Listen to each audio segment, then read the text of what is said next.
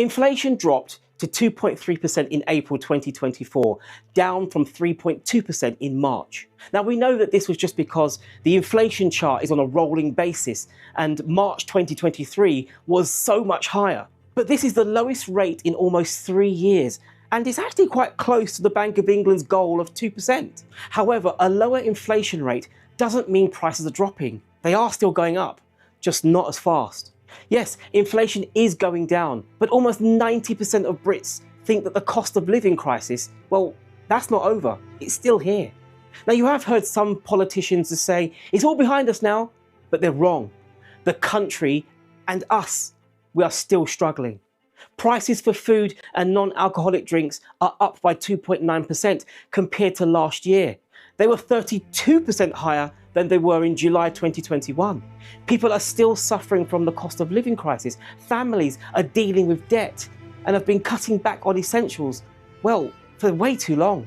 Now, when you think of the word inflation, it's just a fancy word for how fast prices go up. If you've noticed that apples, toilet paper, and household bills are getting more expensive, well, that's due to high inflation. The higher the inflation, the faster your bills go up. And inflation has been high for way too long now. Thing is, prices will keep going up as long as inflation is positive. And on a positive note, can I ask that you hit that thumbs up button? It's much appreciated, and your kind gesture really helps my channel grow. Thank you so much. So it's unlikely that prices in the UK will really ever go down. And if they do, it won't be by much. However, our wages are supposed to go up to help us afford things even as prices rise. For prices to actually drop, we'd need deflation, where inflation goes negative. This doesn't happen often. The last time was way back in 2015 when prices fell by just 0.1% because oil prices dropped. Before that, it happened in 2009 during the global financial crisis. The last clear case, well, that was in 1960. According to the Joseph Rowntree Foundation, an average family after-tax earnings will still be £380 worse off. This shortfall won't be fixed until 2029. Also, more people are losing jobs. Interest rates went up, causing over 200,000 job cuts from May to July last year. In February, about 22.2% of people aged 16 to 64 in the UK, well, they weren't working. That's about 275,000 more people than last year. Many people are in debt because it's been hard to keep up with rising costs. A record 6.7 million people in the UK couldn't pay their bills in the 6 months up to March 2024.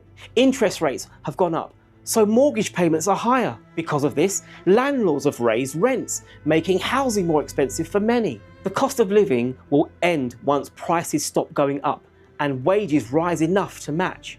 According to a poll by the group Stop the Squeeze, the financial year 2022-23 saw the biggest drop in living standards since the 1950s. Some experts now predict that people's disposable income will get back to pre-pandemic levels by 2025 to 2026.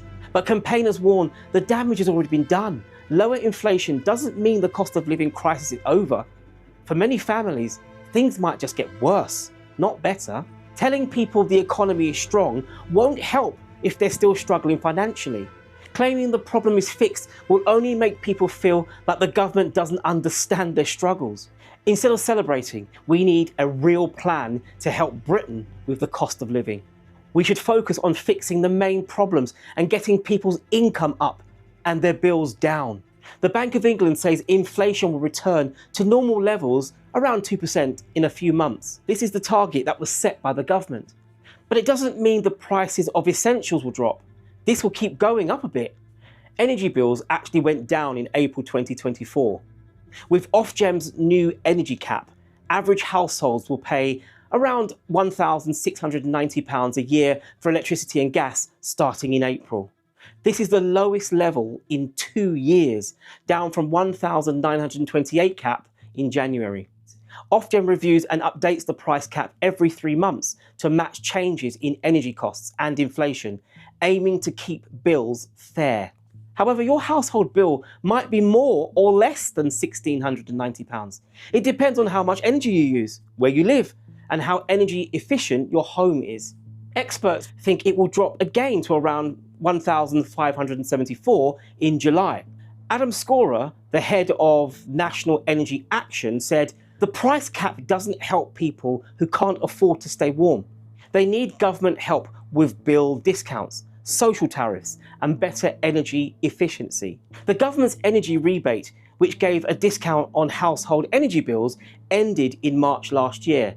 It helped many people save about £66 each month. Simon Francis from the End Fuel Poverty Coalition said, "For 3 years, high energy bills have been a huge burden on families across the country. Energy debt is at an all-time high. Many are living in cold, damp homes, and children are suffering in mouldy conditions." Everyone can see that Britain's energy system is not working well. It's time for politicians to come together and create a plan to end fuel poverty. This means having support from all political parties to help improve homes long term and provide quick financial help to those who really need it. And let's not forget that house prices, well, they're still going up.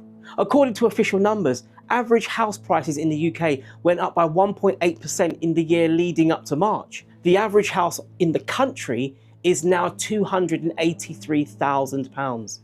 The highest increase in house prices was in Yorkshire and the Humber, where prices went up by 2.2% in the year to March 2024.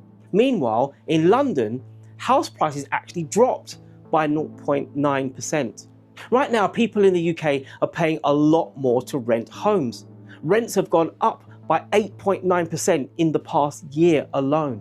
This means renters need to find an extra £103 every month compared to last year. The problem is even worse in London. Rents there have gone up by 10.8% since 2023. It's especially tough for workers with unstable jobs who make £3,276 less on average than those with stable jobs. Rebecca Florison from the Work Foundation at Lancaster University said, "Only 30% of employers are planning to give pay rises that are higher than inflation in 2024.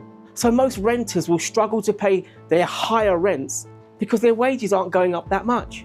This will be really hard for the 1.4 million renters with very unstable jobs. They are most at risk because their paychecks change and their hours are irregular. The number of people behind on their mortgage payments, well, that went up by 25% during 2023. With mortgage rates going up, thousands of families could be in trouble. Nearly 900,000 UK mortgage deals will need to be renewed in the first 9 months of 2024. As inflation goes down, many think the Bank of England might lower its base rate. When this happens, we hope that lenders will offer more competitive and specific deals. So the question is, are prices rising equally for everyone? Well, sadly, no. Prices are going up faster for poorer families.